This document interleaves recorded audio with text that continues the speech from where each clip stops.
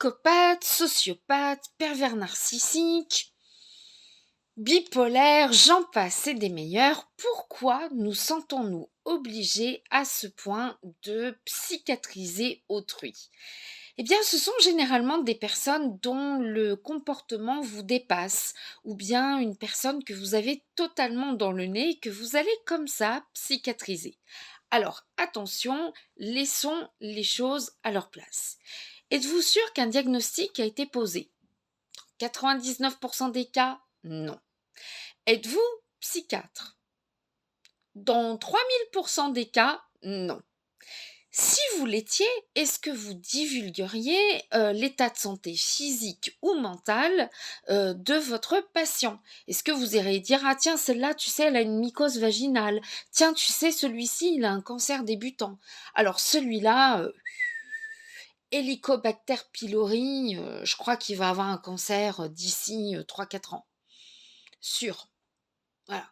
Alors celle-là, elle a une teigne. Bah non. Le médecin, quel que soit le type de médecin, il a le secret professionnel. Alors moi, je vais vous expliquer pourquoi.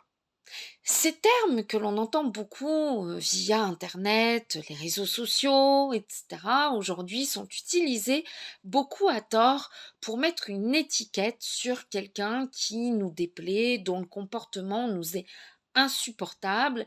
Et, mais ça a une raison. La raison, c'est que vous voulez vous faire plaindre. Tout simplement. Et il n'y a pas plus manipulateur que la personne qui va utiliser des termes comme ça de médecine, des termes philosophiques, etc., pour en foutre plein la vue à l'autre. Vous avez été élevé à coups de baffes, de ceinturons, de coups de règle sur les doigts, etc. Vous allez expliquer ça, les gens vont dire ouais, mais t'étais peut-être turbulent quand t'étais petit, non? Ta mère, elle avait peut-être pas d'autres moyens pour te punir, surtout si t'es un peu vive, quoi, tu vois, même encore aujourd'hui. Donc si ça se trouve, si elle te mettait au piquet, tu lui rigolais au nez, hein, voilà. Donc là, ça va pas vous aller, on va pas dans votre sens. En revanche, si vous dites que vous avez été élevé par une mère psychopathe, une mère bipolaire, alors là franchement, ah mon pauvre, en plus t'as rien demandé quoi, c'est vrai, les gens ils mettent des gosses comme ça au monde et puis t'as rien demandé quoi. Ah ouais, non, je comprends mieux maintenant et tout. On va vous plaindre. Et le manipulateur aime être plaint. Eh oui, peut-être que sans le savoir, vous aimez manipuler le monde pour qu'il vous plaigne. Moi, je me méfie toujours en consultation des gens qui viennent me voir en me disant « Oh là là, mon ex, c'était un pervers narcissique. » À en croire toutes les femmes, toutes leurs ex étaient des pervers narcissiques. Voilà. Alors, ils existent, mais ils sont rares. Le vrai pervers narcissique se compte sur les doigts d'une seule main.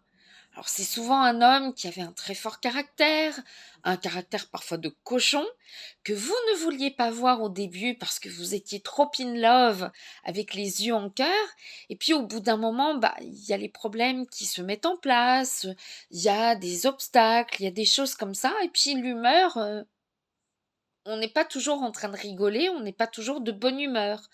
Donc ce que vous avez pris pour étant de la bipolarité, c'est simplement quelqu'un qui avait certainement ses ups and downs. Et au début, c'est vrai qu'on se voit quand on a pour le meilleur, hein, voilà. Puis après, le pire, ça arrive. Et quand on n'est pas suffisamment amoureux pour supporter le pire, la faute, c'est autrui. Voilà.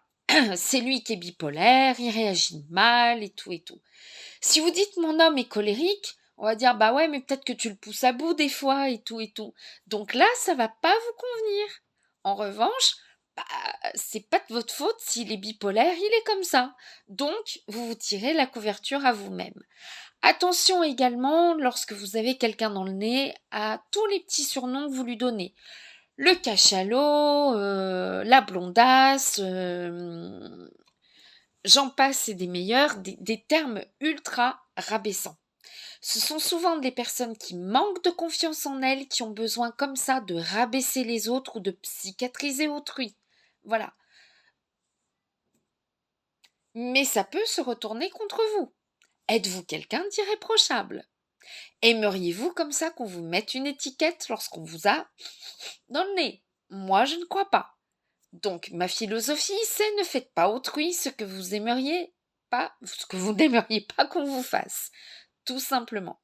Donc, méfiez-vous bien parce que de plus en plus de personnes sont au fait que les personnes qui ont tendance à psychiatriser comme ça, à donner des petits surnoms, ce sont souvent des grands manipulateurs qui essayent de vous mettre in the pocket. Voilà. Donc attention aussi aux lèche-cul. Bonne fin de journée à vous tous et à vous toutes.